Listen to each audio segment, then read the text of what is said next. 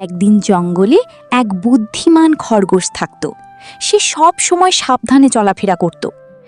একই জঙ্গলে একটা লোভী শিয়ালও ছিল, যে সব সময় সুযোগ খুঁজত খরগোশটাকে ধরার। একদিন শিয়ালটা একটা গর্তের পাশে লুকিয়ে রইল। খরগোশ যখন খাবার খুঁজতে বের হলো, শিয়ালটাকে দেখে বলল, যেভাবেই হোক এই খরগোশটিকে আমার খেতে হবে।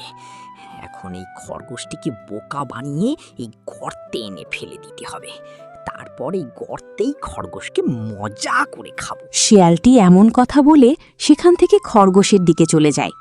আর সেখানে গিয়ে খরগোশের সামনে দাঁড়িয়ে বলতে লাগলো, কি ভাই খরগোশ, তোমার চেহারার কি হাল করেছো?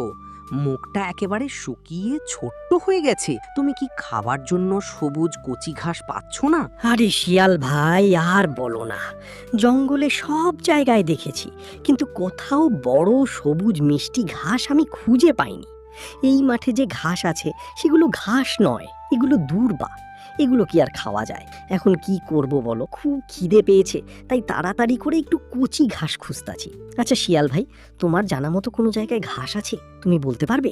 এই তো সুযোগ এসেছে, এটাই তো চাইছিলাম আমি।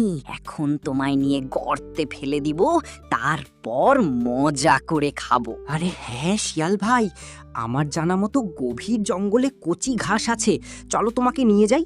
তুমি সেখান থেকে ঘাস খেয়েও আসতে পারবে, আবার নিয়েও আসতে পারবে। তাড়াতাড়ি চলো খরগোশ ভাই, আমরা যাই। তোমার তো খিদে পেয়েছে, তাই না? সেখানে অনেক সুন্দর ঘাস, তুমি না দেখলে বিশ্বাস করতে পারবে না। এখন তাড়াতাড়ি চলো তো ভাই। শিয়াল সাথে করে যাবে বলে খরগোশের একটু ডাউট লাগে। সে জানতো শিয়াল কখনো প্রাণীদের উপকার করে না। এরপর খরগোশ শিয়ালকে বলল, ঠিক আছে শিয়াল ভাই, তুমি যেহেতু যাবে তাই তুমি আগে আগে যাবে, আর আমি তোমার পিছনে পিছনে আসব। যদি এভাবে যাও তাহলেই আমি যাব, আর না হলে তুমি আসতে পারো। শিয়াল ভাই, আমি তোমায় কোনো ক্ষতি করব না।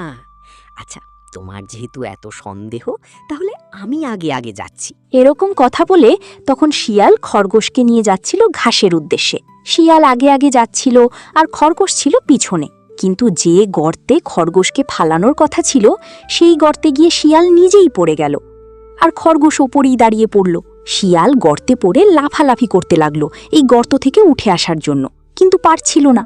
তখন শিয়াল খরগোশকে বলল, বন্ধু খরগোশ, তুমি এভাবে দাঁড়িয়ে আছো কেন? আমি গর্তে পড়ে গিয়েছি। হ্যাঁ, তো কি হয়েছে? তুমি গর্তে পড়ে গেছো, এটা তো তোমার হওয়ারই ছিল। এখানে তো তুমি আমাকে ফেলে দিতে চেয়েছিলে, তাই তুমি নিজেই পড়ে গেছো।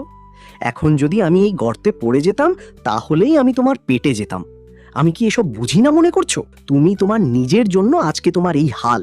আমি চলে যাচ্ছি, ধোঁকাবাজ বন্ধুকে সাহায্য করি না আমি। এমন কথা বলে খরগোশ চলে যেতে লাগলো। আর শিয়াল মাথা নত করে নিজের ভুল বুঝতে পারল। লোভ করলে বিপদে পড়তে হয়, আর বুদ্ধি থাকলে বিপদ থেকে বাঁচা যায়।